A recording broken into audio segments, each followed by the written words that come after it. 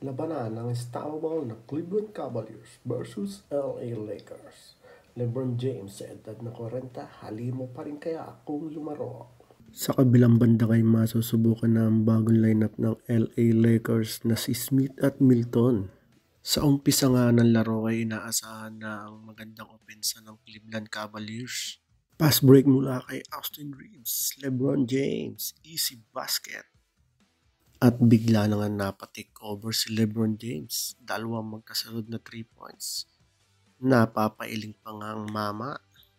Anthony Davis slam dunk mula sa pasa ni Max Christie. Ganda ng ball rotation ng LA. Max Stratus quick jump shot, lumitaw ng 3. Tuluyan naman lumubos sa 2 digits ang lamang ng Cleveland Cavaliers.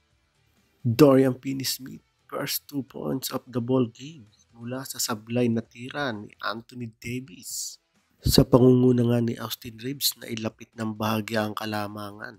Natapos ang opening quarter na 4 lamang ang lamang, 34-30. At sa pasimula ng second quarter, patuloy pa rin ang paghabol ng LA Lakers. Isang driving layup mula kay Austin Reeves. At nasundan pa yan ng magandang alley-oop dunk ni Anthony Davis. Lumabas na ang angas ng pagiging guard ni Austin Reeves simula nang mawala si D'Angelo Russell. At dito na nga LeBron take over, isang slam dunk para makuha ang kanilang kauna-unahang lamang. 41-39. Dito naman sa play na to, Austin Reeves, isang malupit na pasabit. Baba ang 4 ang lamang sa tirang 3 ni Anthony Davis. Sa panimula nga ng third quarter sa score na 58-53, lamang ang Cavaliers. Easy 3 points agad ang pinakawalan ni Evan Mobley. May sagot naman dyan si Rui Hachimura, isang driving dunk, baba uli sa 6 man lamang.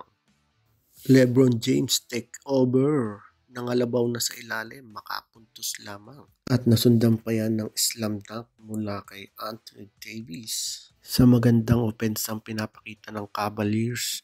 Dito nga sa 3 points ni Max Stratus, napatawag na ng timeout ang coach ng LA. Sagot naman ng dalawang magkasunod na 3 points si Max Christie at Anthony Davis, baba sa 2 lamang. 77-75. Cleveland naman ang napatawag ng timeout. Hype na hype naman si Bronny James. Napatayo pa sa isang corner 3-point ni Shake Milton. Balik sa 1 lamang. Agad namang may sagot dyan si Donovan Mitchell ng 1 3 at 2 points. Sa pagtatapos nga ng third quarter, 87-78 ang score. At sa pagpasok nga ng end quarter, Donovan Mitchell hindi mapigilan, nagpakawala agad ng 3 points. At sa malupit ngang offense at lineup ng Cleveland Cavaliers, tuluyan ng lumubos sa 2 digits ang lamang. LeBron James, kaed kalabaw pa rin, may baba lamang ang kalamangan. At sa magandang offense ni Austin Reeves, talagang buhat-buhat nila ang LA Lakers. Kaya lang kinapos pa rin hanggang dulo. Natapos ang laro sa 122-110. Panalo ang Cleveland Cavaliers sa pangunguna ni Jay Allen with 27 points at Mitchell with 26 points.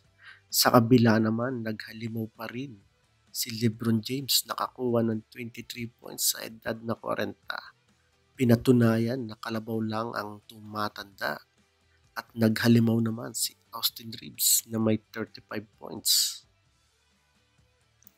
At sa bagong manlalaro naman ng LA Lakers, anyari, Shake Milton with 6 points and Dorian Finney-Smith.